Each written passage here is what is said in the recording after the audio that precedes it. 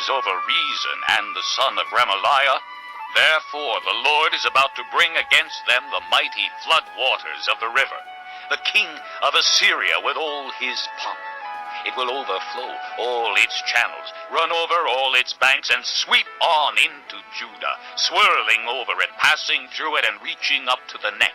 Its outspread wings will cover the breadth of your land, O Emmanuel.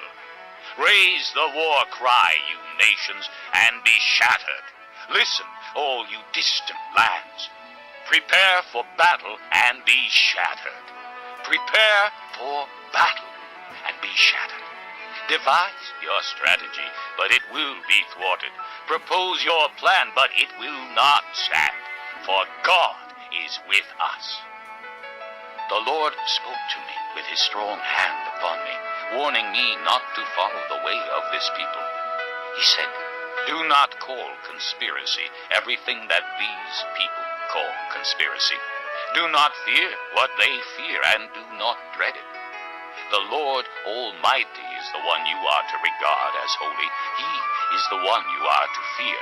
He is the one you are to dread, and he will be a sanctuary. But for both houses of Israel he will be a stone that causes men to stumble, and a rock that makes them fall. And for the people of Jerusalem he will be a trap and a snare. Many of them will stumble. They will fall and be broken. They will be snared and captured. Bind up the testimony and seal up the law among my disciples. I will wait for the Lord, who is hiding his face from the house of Jacob. I will put my trust in him. Here am I, and the children the Lord has given me. We are signs and symbols in Israel from the Lord Almighty, who dwells on Mount Zion. When men tell you to consult mediums and spiritists who whisper and mutter, should not a people inquire of their God? Why consult the dead on behalf of the living? To the law and to the testimony. If they do not speak according to this word, they have no light of dawn. Distressed and hungry, they will roam through the land. When they are famished, they will become enraged, and looking upward will curse their king and their God. Then they will look toward the earth and see only distress and darkness and fearful gloom, and they will be thrust into utter darkness. Chapter 9. Nevertheless, there will be no more gloom for those who were in distress. In the past, he humbled the land of Zebulun and the land of Naphtali, but in the future, he will honor Galilee of the Gentiles by the way of the sea along the Jordan. The people walking in darkness have seen a great light. On those living in the land of the shadow of death, a light has dawned. You have enlarged the nation and increased their joy. They rejoice before you as people rejoice at the harvest, as men rejoice when dividing the plunder. For as in the day of Midian's defeat, you have shattered the yoke that burdens them, the bar across their shoulders, the rod of their oppressor. Every warrior's boot used in battle, and every garment rolled in blood will be destined for burning, will be fuel for the fire. For to us a child is born, to us a son is given, and the government will be on his shoulders. And he will be called Wonderful Counselor, Mighty God, Everlasting Father, Prince of Peace. Of the increase of his government and peace there will be no end. He will reign on David's throne and over his kingdom, establishing and upholding it with justice and righteousness from that time on and forever.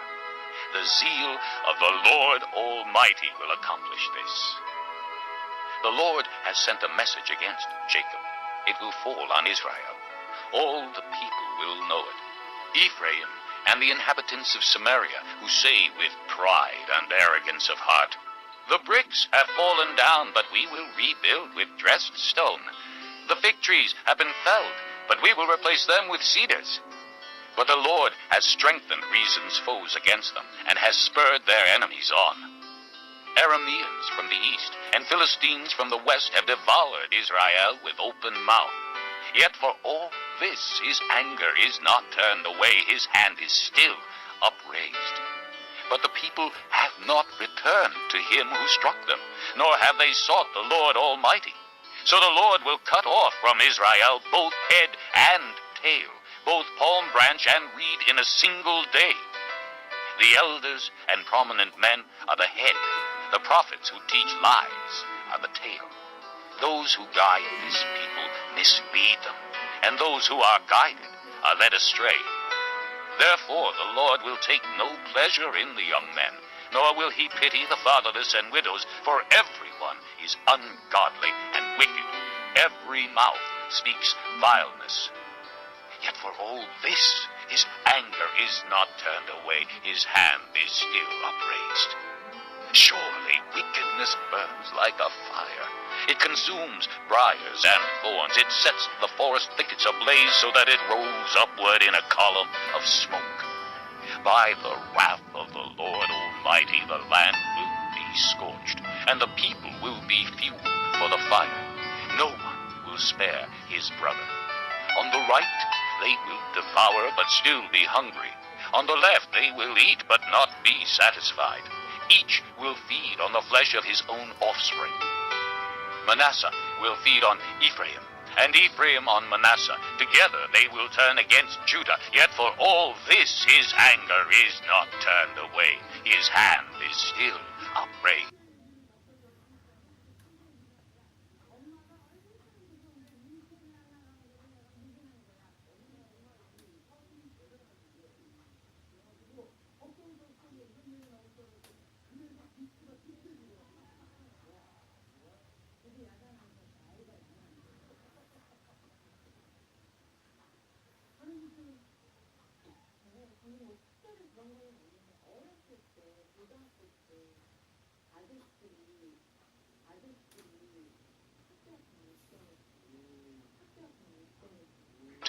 Chapter 10.